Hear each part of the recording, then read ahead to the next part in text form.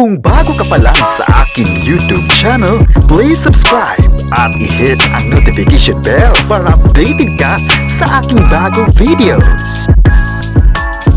Kim Pao fans, may bagong aabangan. Netizens, bakit nag-aabang na sa mga serye ng dalawa? Ang buong detalye, alamin!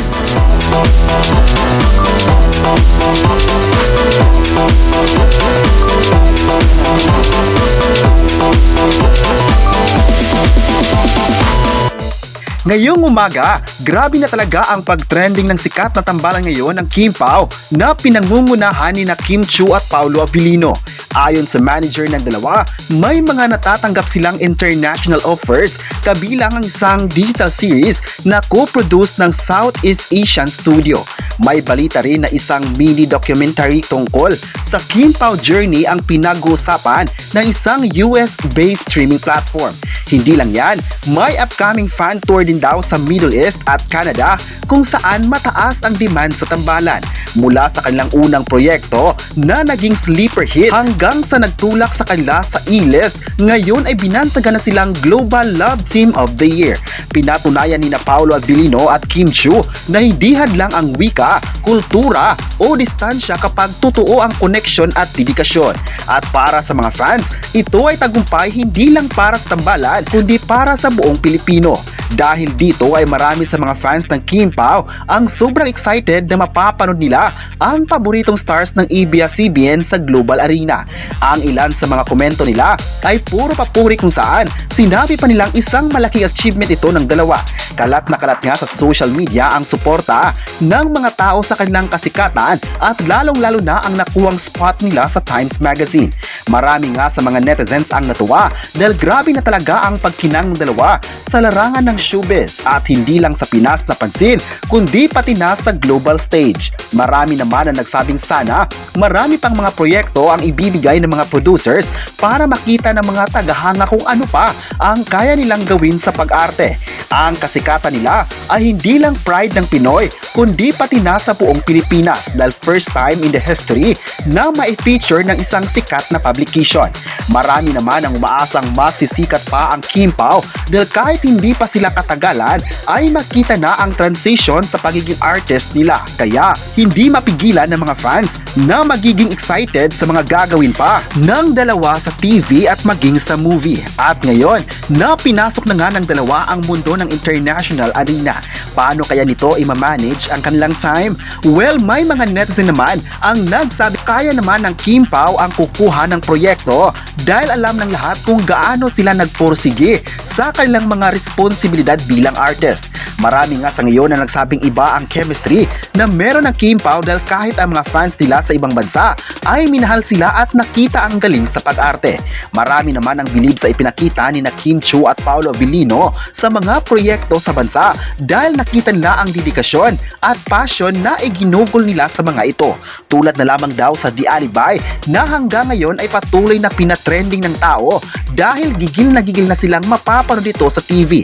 Kung ipapalabas na raw ang The Alibay ay paniguradong abangan ito ng buong Kim Paolandia. Exciting nga raw dahil sunod-sunod na ang mga papuri ng dalawa na hanggang ngayon malaki ang chance na mas makakakuha pa sila ng projects sa lokal at maging sa international. Mas maganda raw na makilala ang isang artist sa international para mas maraming opportunities ang makukuha nila.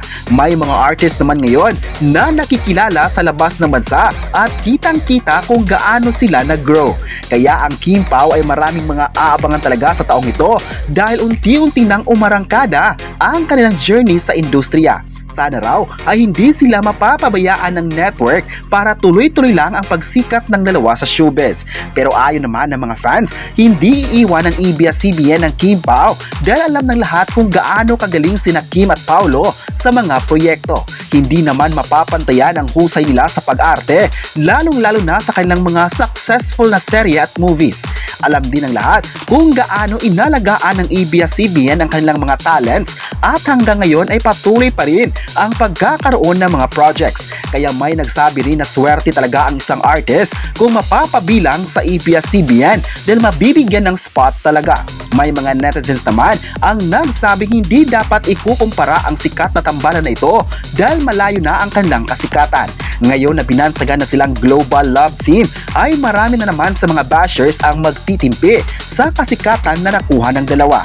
Pero sa kabila ng intriga ay hindi nawawala ang mga positibong komento ng tao sa kanila. Mas dumami pa nga ang mga nagbigay ng papuri dahil minsan lang mapansin ng isang sikat na publication sa ibang bansa. Kahit mga kapwa-artista ay proud sa nakuhang milestone ng dalawa at sinabing deserve naman talaga ng dalawa ang mga papuri sa loob at labas ng bansa. Nakita kasi ng tao kung gaano sila kagaling sa mga projects tulad na lamang ng nilang What's Wrong with Secretary Kim, My Love Will Make You Disappear at ang bago nilang The Alibi na malapit na ring mapapanood sa Kapamilya Channel. Pero bago pa naging close ang dalawa sa isang love team ay namamayagpag na talaga sina Kim at Paolo sa showbiz. Si Kim Chiu nga ay produkto ng ABS-CBN kung saan nagsimula sa isang reality show at hanggang napansin ang kanyang potensyals kaya napanood na siya sa mga malalaking projects ng ABS-CBN. Marami din sa mga fans ni Kim Chiu ngayon ang nagsabing kung ano man ang nakuha niyang kasikatan ay dahil sa kanyang pagpupursige na ilaban ng kanyang pangarap sa pamamagitan ng kanyang talento. Deserve raw ng kapamilya actress ang pagkilala sa kanya, lalo na ngayon na mas sumikat siya sa tambalan na Kim Pao.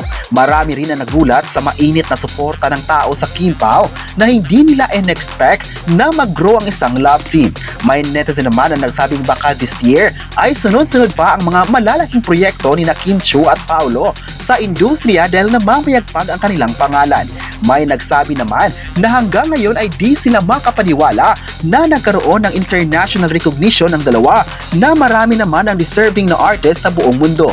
Pero ayon pa ng mga fans, hindi naman imposible na makuha nila ang spot na ito dahil alam ng lahat kung gaano pinatunayan ng dalawa ang galing sa mga serye at movies at pati na ang kanilang chemistry na grabe yung epekto nito sa mga viewers at maging sa mga tagahanga nito sa TV at maging sa publiko. Ngayong umaga ay trending pa rin sa social media ang hashtag Kim Pao on Times Global Love Team at Kim Pao Times Magazine. Kaya aabangan pa talaga ng lahat ang mga susunod na pasabog ng Kim Pao sa mga viewers dito sa bansa at maging sa international audience. Sana raw, ito na ang simula ng patuloy na paglakas ng kanilang tambalan. Sa online world naman ay pinag-usapan ng mga fans ang mga serye na ginawa ni Kim at Paolo. May mga nagsabi naman na maganda na sa ABS-CBN sila naging artist dahil nakita nila ang development ng kanilang career. Nang naging part raw sila ng istasyon ay nakita nila kung gaano nag-grow bilang isang artista. Aminado naman ang lahat na sa dating network naman nila ay nabibigyan sila ng exposure, ngunit hindi may tatanggi na maganda talaga ang promotion ng Kapamilya Network sa mga artist at shows. Kayo, ano ang masabi nyo na magkakaroon ng projects ang Kim Pao sa ibang bansa? I-comment na kung believe ba kayo kina Kim Chiu at Paolo Avellino at huwag kalimutang i-subscribe ang ating YouTube channel.